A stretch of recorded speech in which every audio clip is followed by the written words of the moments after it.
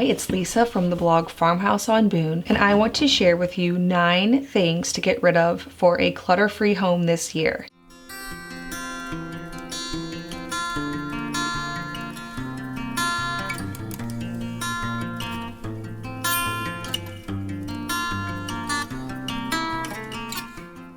So if you follow along with my blog or YouTube channel at all, you might know that I'm pretty into simple, minimal living.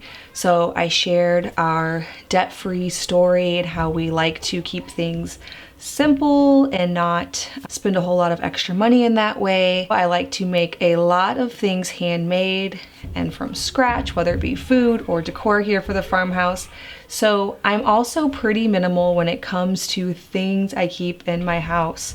Clutter stresses me out. I can't think of anything much more stressful than walking through a house that I can't even get through with all the stuff. Kids crying, clothes everywhere, it just all adds to the chaos. The longer I've lived in this home out on my own and the longer I've been married and had kids, the more extreme I get with my decluttering. So I have a post about this on the blog, which I posted in January of this year, but the tips all still apply. I pretty much think every blog post needs a video, so I've been going back through and kind of doing that with each blog post, but I'd like to share it with you in video form. So I'll link it below in case you want to check out what else I have to say in the post, but I'm just going to kind of talk through the 9 things I think that anyone could get rid of for a more clutter-free home. The first one is random chargers, cords, electronics, things like that.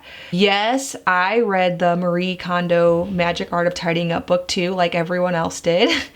And I did love it, and it really did sort of change my life. I feel like I already was going in the direction of getting rid of things I don't like, but it even gave you a new way to look at things. Looking at things like in the way that they've already served their purpose, so you don't feel so bad about getting rid of them. If you don't know much about the book I'm talking about, I will link it below. You can check it out. I won't go too into depth, but basically she helps you to look at things in a new way. So even, old gifts that you've gotten from people, she helps you to look at that so that you don't feel like you have to keep them anymore, especially because it just pretty much stresses you out to have it in your house. Chargers and random electronics. What do they go to? Who knows? And let's say worst case scenario, you actually do figure out what it was and you need it. You can go to Walmart and spend 10 bucks. To have that random junk drawer with all that stuff that you have to organize twice a year and waste, 30 minutes of your time organizing it, you might as well instead let Walmart do the job of storing everything on nice little shelves, all organized, and you can go pick it up when you need it. And you don't have to reorganize your junk drawer every 6 months or more if it drives you crazy. Think of the opportunity cost of owning something. So if something's gonna stress you out and make your life bad, all because you might need it someday, is it worth keeping? If you're gonna waste your time organizing it and putting it away, and if your time is valuable, if your time is money, is that item actually costing you money? I would argue that yes, it is. The second thing on the list is toys that are missing pieces. What mother does not agree with me when we say that kids have too many toys? Do they even play with them anyway? Quite honestly, I think I could get rid of all the rest of the toys. We still have too many toys, but I at least went through and got rid of the toys that are missing pieces, or the toys that are super annoying that I'm constantly putting back together. I like to use the example of the play kitchen that we had upstairs in our playroom. I like to use this example because it really illustrates the opportunity cost of things. I found myself at the end of every day bringing up toy apple, chicken, fish, all the things, pots, pans that go with the little toy kitchen. That thing was basically costing me money if you think about the amount of time it was costing me. I would spend 15, 20 minutes at the end of every day returning all of the stuffs to keep the toys together, to keep the toy kitchen together. I wanted food with food and pots with pots and everything nice. The kids weren't even playing with it. They were just scattering them throughout the house. So that thing was nothing but something that was almost costing me money. I happily got rid of that thing and I haven't looked back since. Okay, the standard rule, clothes that haven't been worn for over a year. If you've made it through all 4 seasons without wearing that clothing item, what makes you think you're going to want to wear it next winter? Get rid of them. There's no need to keep them. You'll never wear them. They're only getting further out of style.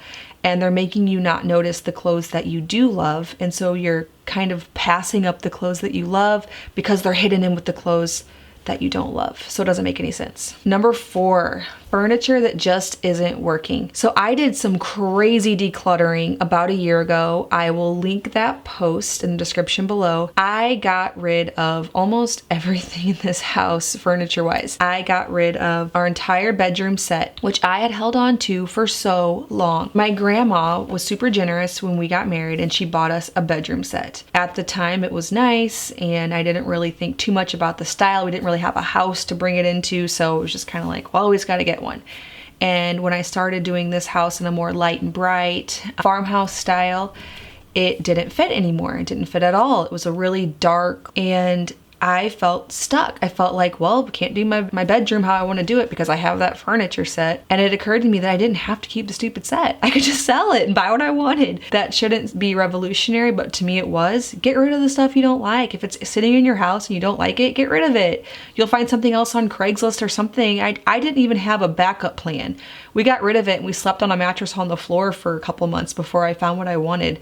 I ended up finding the dressers in the bedroom at different times. One right away on a Facebook buy sell trade, and one recently. We went a whole year without the second dresser. It was fine. I did have clothes sitting in piles in my closet, but it was that first step of getting rid of the furniture that allowed me to start creating a home and a bedroom that I loved.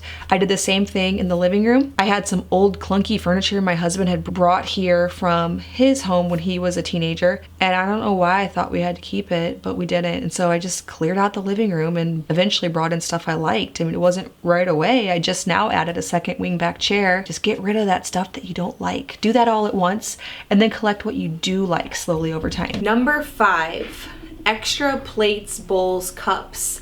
Things that are cluttering up the pantry that you're never gonna use. So we always all kind of think we're gonna have that huge dinner party, even though we never have. Now, if you're the type of person who does, I would recommend putting a stash down in the basement.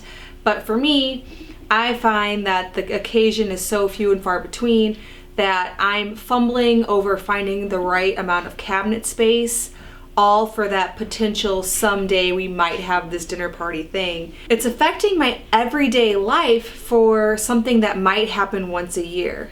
In which case I could buy some paper plates or something else to accommodate my guests, but it doesn't need to affect my daily for the potential every once in a while thing. Number 6 is craft supplies. Now this will probably sound weird coming from me because you guys all know that I love to craft and make all kinds of stuff. I find that it is more simple to get the things I need when I need them than to store them in some kind of way because I cannot keep them organized.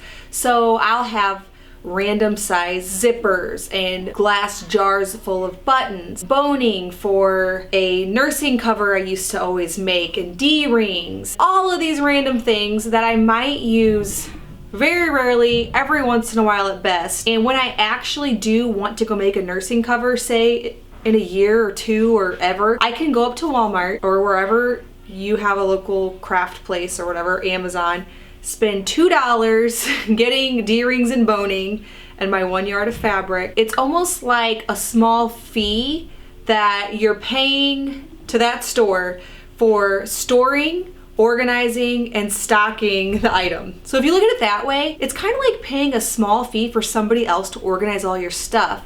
And whenever you need it, you go and it's there. Now I know some of you might live in really remote areas, and so just running up to the store might be something really difficult. That would be something, of course, to consider, or maybe you have a lot of extra space in your basement. I find that even if I have the item, it's so difficult to find where I last stored it. I waste so much time. I'd be better off just going up to the store, buying the one skein of yarn I need, and just doing the project if I'm ready to do the project and not storing it in between time. Number 7 is extra blankets. I don't know about you, but I have gone through times in life where I have a pile of extra blankets sitting in the closet. In my girls' room, for example, I had for the longest time a pile of blankets that people had given as gifts, and I felt like I couldn't get rid of them. Every time my girls would play in the closet, they'd get them all out and they'd scatter them all over their room, and then I would go in and I would fold them back up and put them back away. And this was happening all the time. Those blankets were taking so much of my time. It was almost like they were costing me money and stress and peace of mind just because I needed to own the blankets that we never used in the closet. Doesn't really make sense. Number 8 is books that you hope to read someday. And Marie Kondo talks about this in the Life-Changing Magic of Tidying Up book. She just talks about how we have these good intentions of reading these books. We're never really gonna get to them. I almost even think that a shelf full of books unread is almost something stressful. So when you walk past it, you think of all the plans you'd had to read those books. You're like, oh, I really gotta get to reading that book. So it kind of actually stresses you out seeing that those books exist because you never got around to it. I say make peace with it, get rid of the book. If you ever do think of that book again, which most likely you won't, there'll be other books that somebody will send your way and you'll want to read those if you have the time, and you probably will never revisit the book. But if you did, you could buy the ebook for $5. So is it worth the stress that you have every time you pass the bookshelf worrying about the books that you never read? The last one, number 9, this is a big one. I feel so many people struggle with this. This is probably like the number one question that people will ask someone who talks a lot about decluttering is, well, what about gifts that people gave me? I am just gonna go straight from the Marie Kondo book on this one because this is something that she really opened my eyes to that I definitely hadn't considered before, and that is the purpose of that gift. So that gift's purpose was that morning on Christmas or that afternoon at the birthday party, when the person who purchased the gift for the person who received the gift, they got to see the joy of the opening of the gift. They got to feel good that they gave a gift that they wanted to give. And that moment right there, the gift served its purpose. Both parties were happy. They exchanged a hug maybe. The one got to give the gift to the other for the occasion that they needed to bring a gift for. And right there, that gift, it served its purpose. If it doesn't fit into it anymore or it's not something you want in your home anymore, no worries because it already served its purpose. Let's say the gift was $20. You can almost think of it as somebody purchasing that moment for $20 and now it's free to be discarded. It no longer needs to clutter up your home, stress you out. That person who got that for you cares for you. They never wanted to give you something that would be a burden for you, that every time you walk past it you had to say, what am I gonna do with this thing? Or I have to clean it up again, or rearrange shelves and organize things just so I can fit this item in. They didn't want that for you. Think of it as already having served its purpose. So that's it. Those are my 9 things that you can get rid of for a clutter-free home.